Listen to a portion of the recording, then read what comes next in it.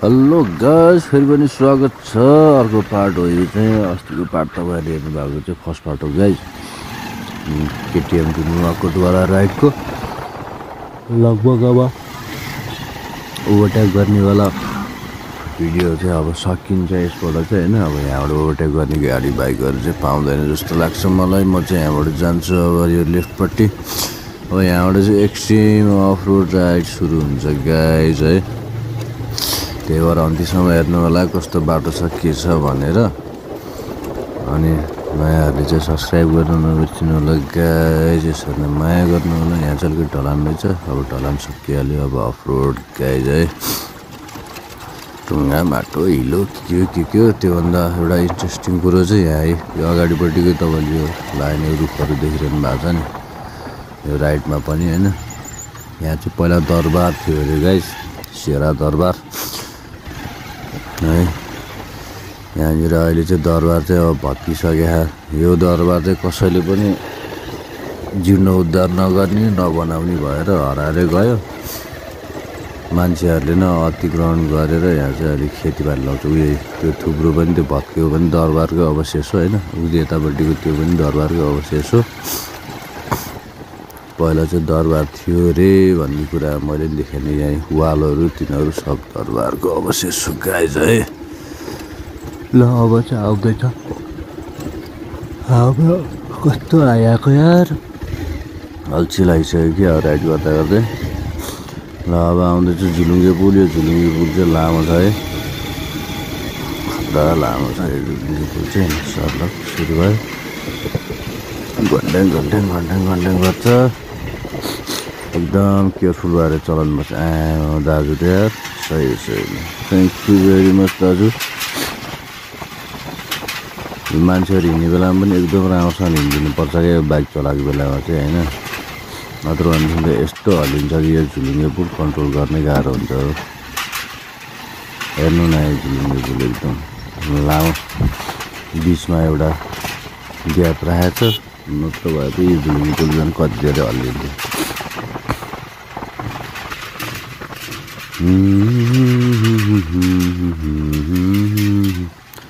लो के गर्दैछन् हो यो कौवा र कोइलीहरू, कौवा र कोइलीहरू है। ल गाइस, ओ यहाँ त ढलान गरे रहेछ यार अहिले त। अस्ति 1.5 महिना अगाडि आउँदाखेरि ढलान थिएन भने यहाँ पनि ढलान रहेछ त। अफ रोडमा त बाघ कुकुरो भाले, कुखुराको भाले हजुरका सिर्जना थाले, पोथीको गन्थ नहेर्नु। बाटो चाहिँ यस्तो छ क्या हाइट गाह्रो। यो ड्रेनहरू चाहिँ बन्दै रहेछ। यहाँ पनि बाटो बन्दैछ जस्तो लाग्दैछ मलाई। अर्कोचोटि कहिले आउँदाखेरि चाहिँ यो बाटो पनि ढलान भएर हुन्छ होला जस्तो लाग्छ। न गाइस बाटो चाहिँ यस्तै हो होइन। अब पुरै बाटो यस्तै हो गाइस। कहीँ चाहिँ सम्म हुन्छ यत्तिको। नत्र भनेदेखि चाहिँ सबै बाटो चाहिँ ढुट्टै हुन्छ। यतिको बाटो त अब अफरोडै भन्न मिलेन, ठिकै हो भन्नुपर्छ भने त यस्तो खाल्टो आइदिरहेको छु फेरि। आफ्नो त हाँसै मिठो होइन। ल सर्लक्क लाएर राइट साइडपट्टि जान धानबारी गाइस। यहाँ चाहिँ 2 बाली धान लाउँछन् क्या अरे रोड्नु होइन। धान चाहिँ धानकै होला। यो खोला छ नि त नजिकै। हाइट कस्तो आएको यार यो खोला त। अलिपछि त बोक्सी लाग्यो क्या मलाई। ट्याङ्डर अनि यो खोला भएको ठाउँमा अनि के भन्दै थियो त्यही भन्दै थियो होइन। खोला भएको ठाउँमा अनि सिँचाइ गर्नलाई पानी प्रशस्त मात्रामा पाउँछ। त्यही भएर 2 बाली धान लाउँछ। अब यिनीहरूले फेरि असारमा काटेर अनि फेरि धान रोप्छ। केरा ल्याम्म खानुपर्ने केरा भन्थ्यो एउटाले, बहिनीले अनि यार। ल गाइस यहाँ पहिरो गइरह। यताउता हेरेर यहाँ पनि चलाउनु नमिल्ने क्या। अब गाडी बाइकहरू अरू नचले नि। ओ आमाईहरू टिटिट टिटिट ए नानी त सुतिछिन्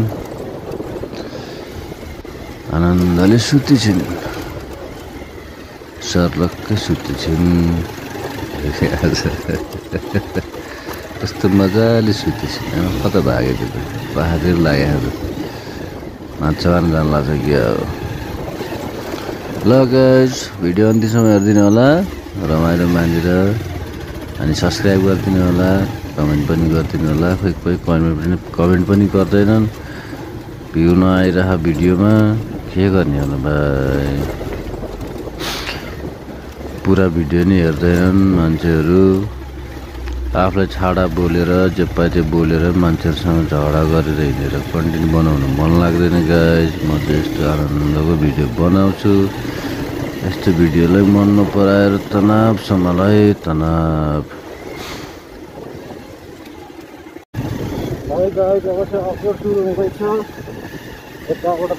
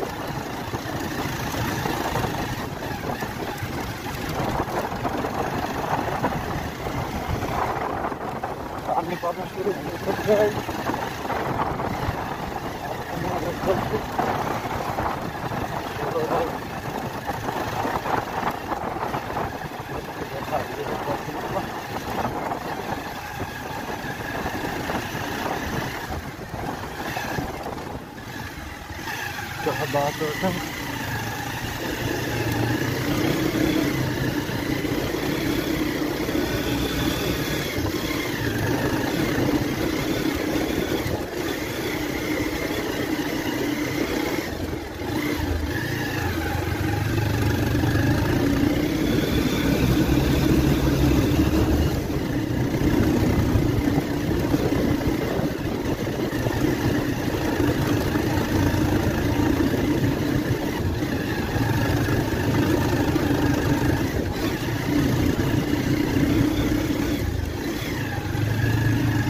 छ यता नगइकन यताबाट जान्छु आज बच्चाहरू तल घरमै छन् होला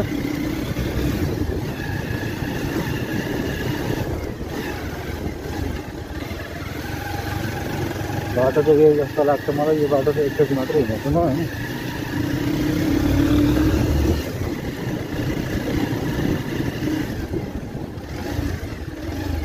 बुवा यो के अरे चौतुराली पुग्छ है यताबाट नि तपाईँ पनि जाने हो ल बस् न हिँडिरहनु भएको रहेछ ए अलिकति यतापट्टि आउनु यहाँबाट चढ्न सजिलो हुन्छ ल ए बसबाट त्यहाँबाट यता आउनु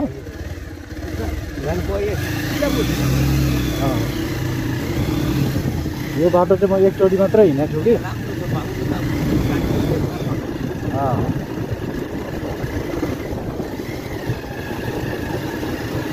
धान चाहिँ ठुलो पर्ला जस्तो छ है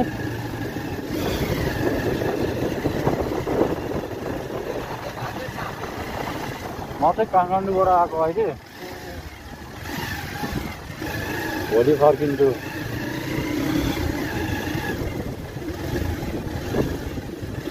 सानसिङ हुँदै ए यहीँ हो ए तपाईँ घरि हो ए पाठापाठी टन्नै ल गयो त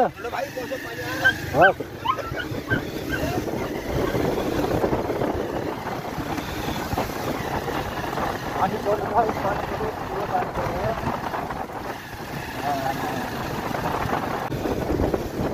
रेनको चाहिँ लाउनै पर्ला जस्तो छ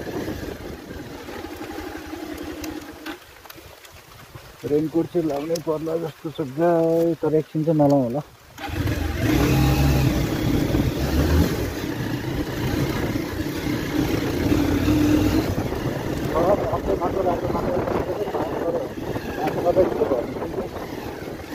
खतरा चिज हुन्छ यो ठाउँमा चाहिँ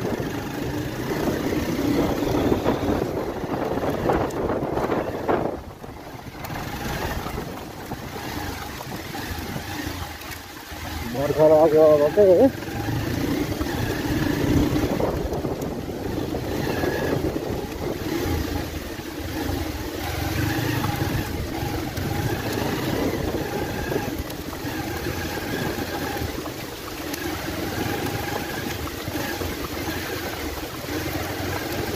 चिप्लो भइहाल्यो बाटो रेनकोट चाहिँ लाउनु पर्यो गाइस